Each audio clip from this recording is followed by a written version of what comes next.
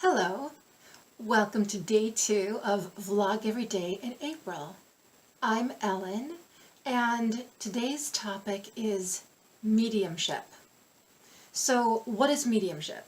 Mediumship is communicating with our ancestors, our loved ones in spirit. And I find that with my own clients who are interested in all things intuitive and interested in having a really spiritual connection, mediumship is probably the one that gets the most attention, that they're most curious about, they perhaps most want to tap into.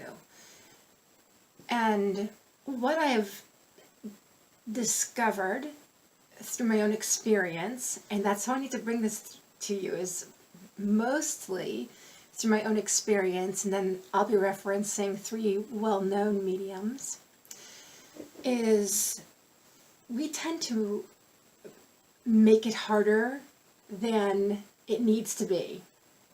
We stir in so much doubt, even though we may have this great desire, and perhaps even feel or believe that it's possible, that I just heard we stump ourselves. In effect, we block ourselves. We create layers upon layers of roadblocks. We start making excuses. And that pretty much nullifies that connection. And I would say that that could go for connecting with spirit guides, connecting with angels. It's just that the emotional impact of connecting with ancestors, I believe, is what makes it so very compelling and also so very touchy. So, when I connect with an energy, let's say a spirit guide,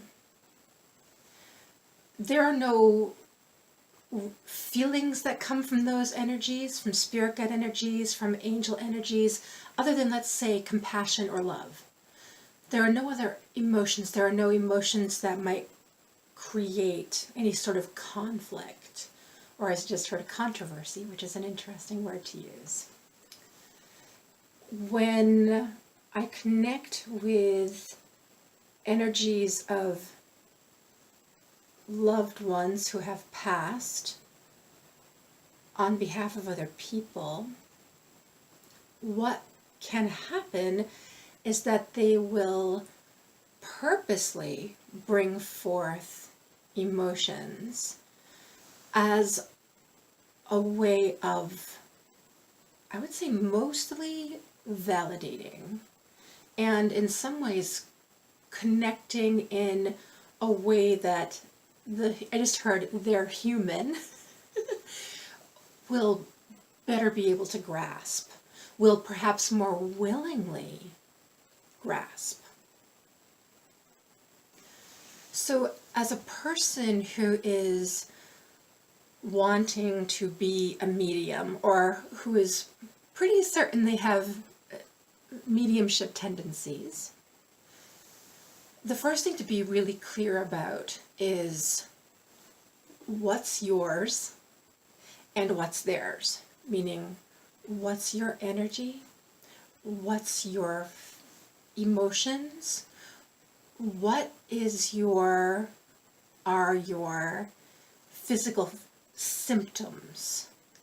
There needs to be such a deep awareness, in my experience, of who you are and how you feel, because that will permit you the discernment to know when you are picking up that ancestors, that loved ones, emotional impact, physical impact. As an example,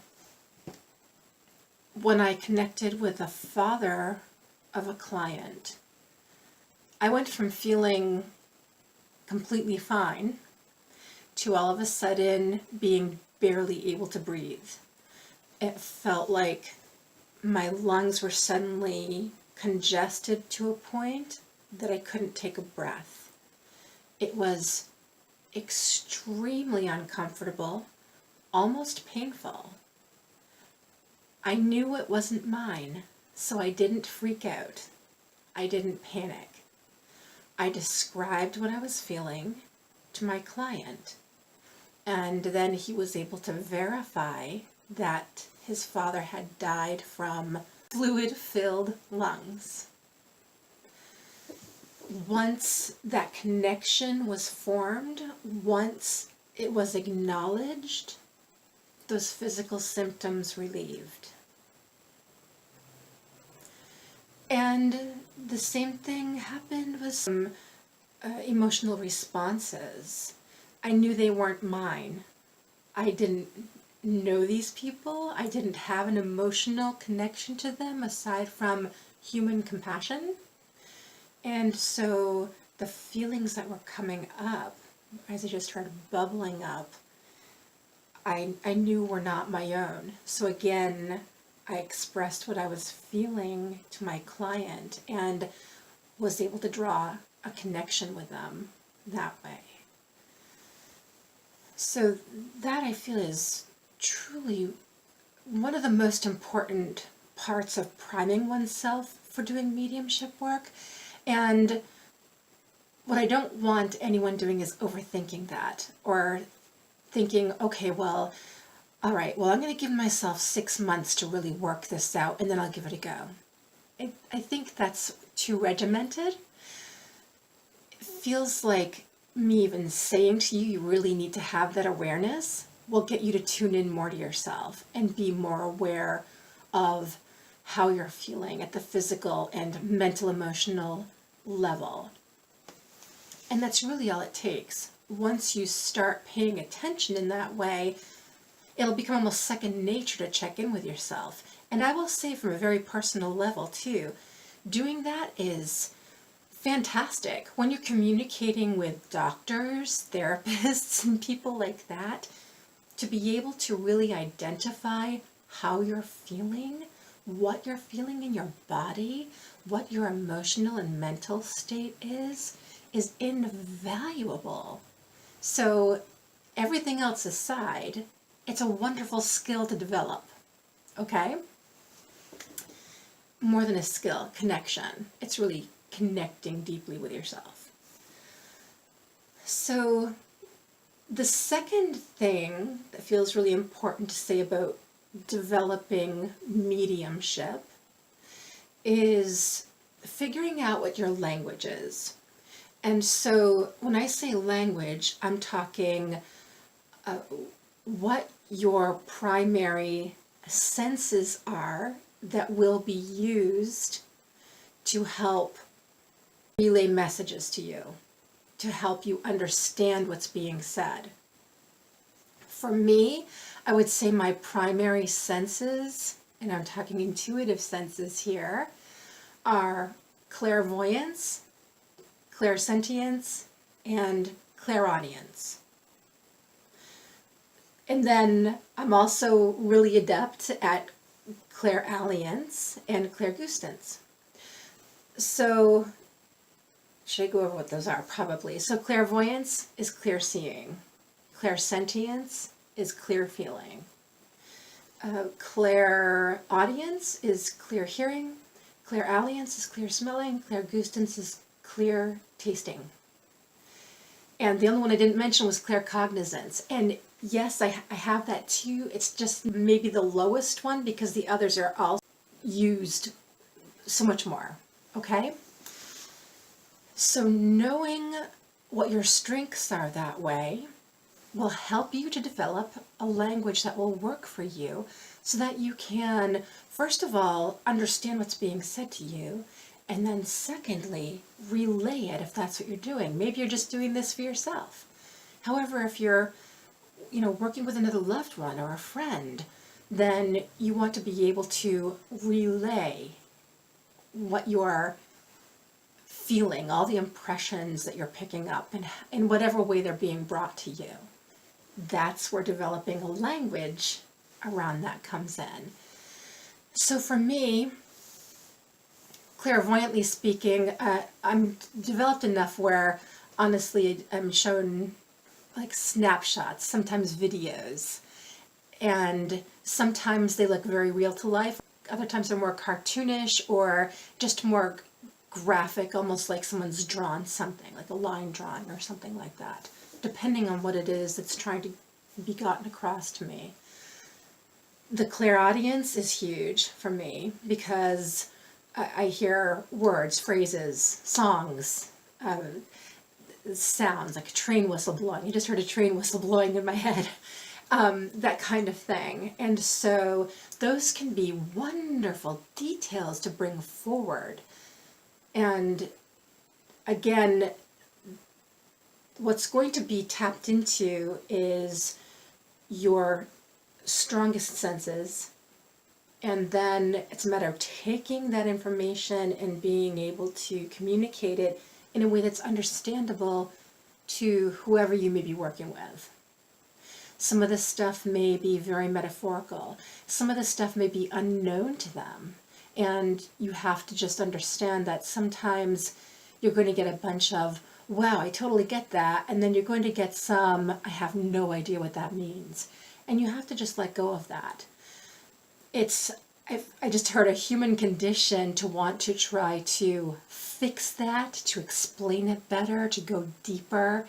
And it doesn't necessarily serve. Sometimes you just need to serve what's been brought to you and then let it go. And let the person that you're bringing the information to have the opportunity to work it out themselves, because that's part of their journey too.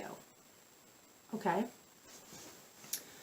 So I'm just being shown the three mediums that I was talking about.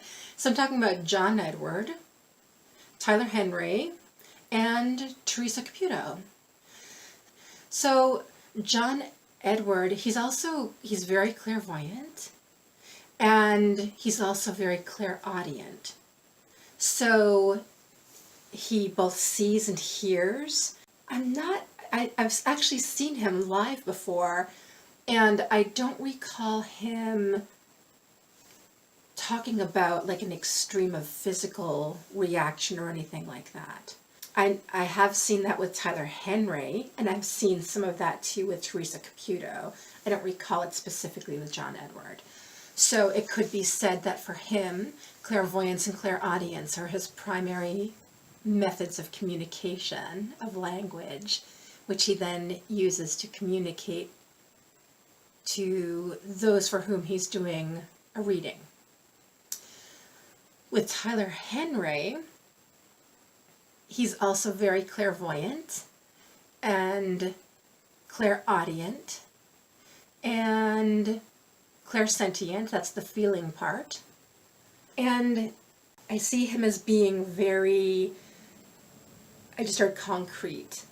Like the way the things are brought to him is in a very concrete manner. It's almost like somebody's showing him like a slideshow or a movie. I mean, I would say similar to my clairvoyant experience, which is great because I find that it can be sometimes easier to relay things when you can really clearly see them because you can describe them vividly.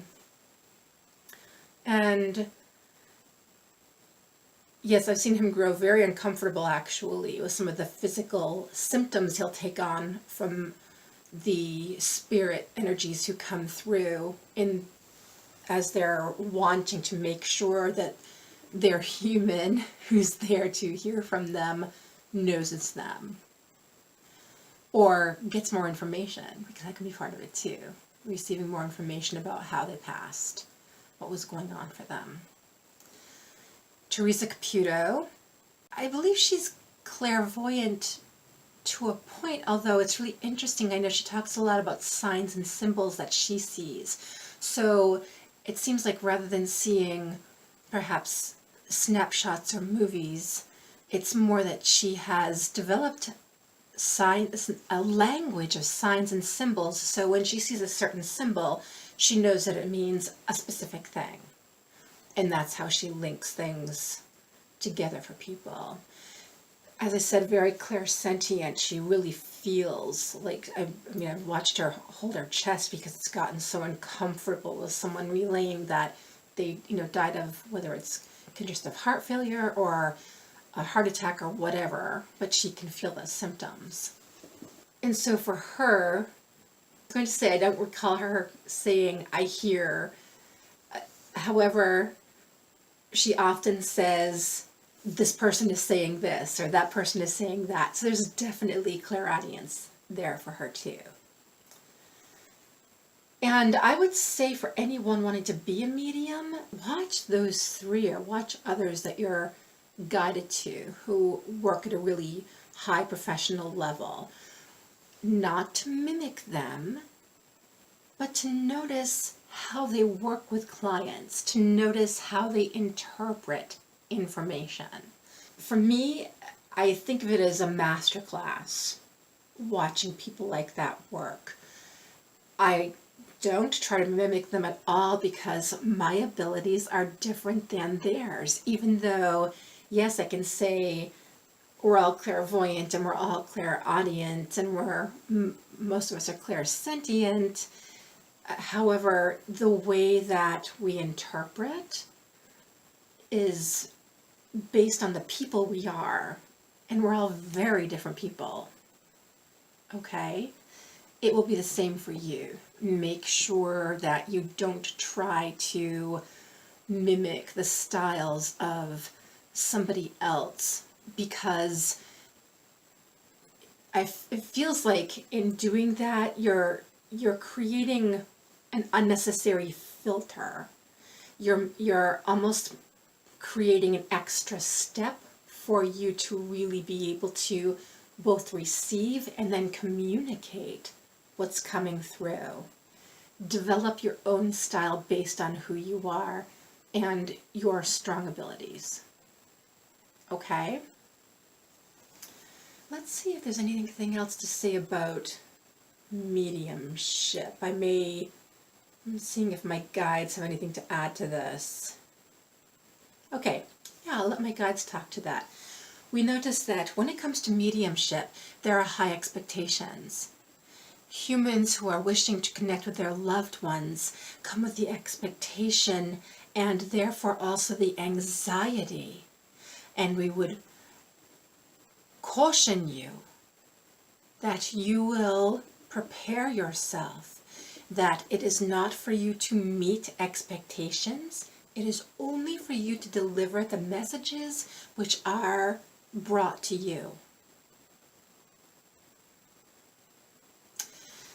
Yes, I would say that's so very important. And I feel like that traces back to what I was saying toward the beginning of the video around the high emotional impact of mediumship for loved ones who are looking to connect with those who have passed. And yes, they can absolutely come with really high expectations, which it is not our job to meet or exceed. All we can do, the best that we can do, is take in what's brought to us as best as we can, take in as much of it as we can, and relay it. Whatever it is, relay it to them. And hold space that whatever is brought to you and given to them is exactly what they need, no matter what it looks like, no matter how it comes through. Okay? Anything else to say about that? So if this is something that you feel called to do, then again, the first step I would strongly suggest is making sure that you are really in tune with yourself. at the physical and mental emotional level so that you can have great discernment about what is yours and what is not yours. Okay? The next thing you'll want to do is identify which of your senses are your primary senses. And you can do that through just considering your physical senses. Are you someone who's very visual? Are you someone who just like listening to music or a podcast is really your thing? In the first case, if you're a very visual person, clairvoyance is likely going to be at the top of your intuitive sense chain, okay? And if it's that you're a very audial person, if you really tap into sounds, then clairaudience is probably at the top of your list. And then from there determine what else is your strong suit. Are you a person who smells everything?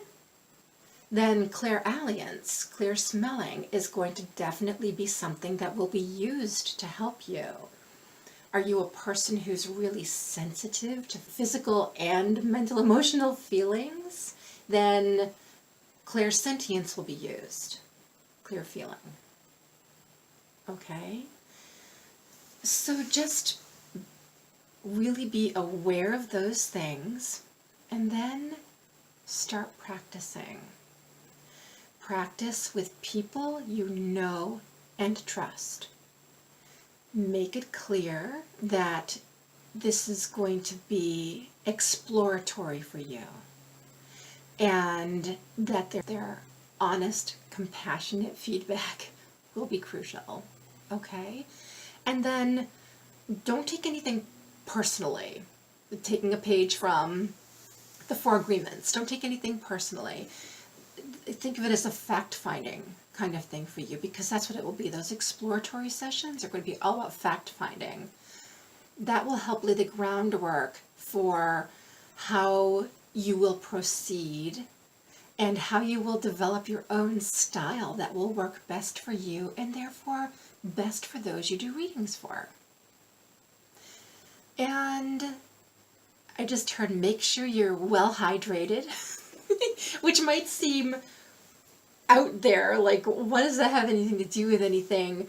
However, self-care absolutely, I would say, is the backbone of all of this, because if you're properly hydrated, if you're properly nourished, if you're properly rested, you'll be better able to manage the energies that come through.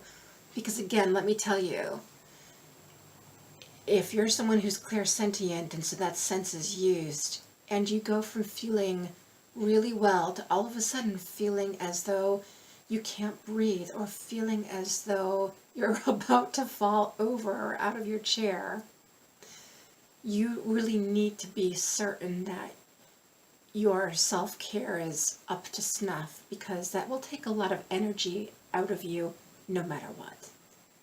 Okay? And how you manage that will be determined by how you've taken care of yourself before that. And also how you take care of yourself after that. After some sessions, intuitive mediumship, I find that sometimes I just need to chug a bottle of water and I'm great. Other times I might need some form of a snack. That night I might need to go to bed earlier than normal. In some extreme cases, the next day I might discover that I need a self-care day because I can't get out of my own way. I'm so exhausted. It all depends on what's happened. And sometimes I will say those kinds of things, especially the extreme tiredness thing, can happen no matter how well you're taking care of yourself. If the velocity of the energy that you've worked with is high enough. Okay? It's easy to say that things by rights should go one way if all things are in place, and sometimes no matter what we do, we still might find that we end up exhausted the next day. So just to be aware that sometimes it happens. And if you've been taking care of yourself, then just know that's how it is and don't beat yourself up about it. Just know that there's a potential for it and take what measures you can to alleviate it. Okay?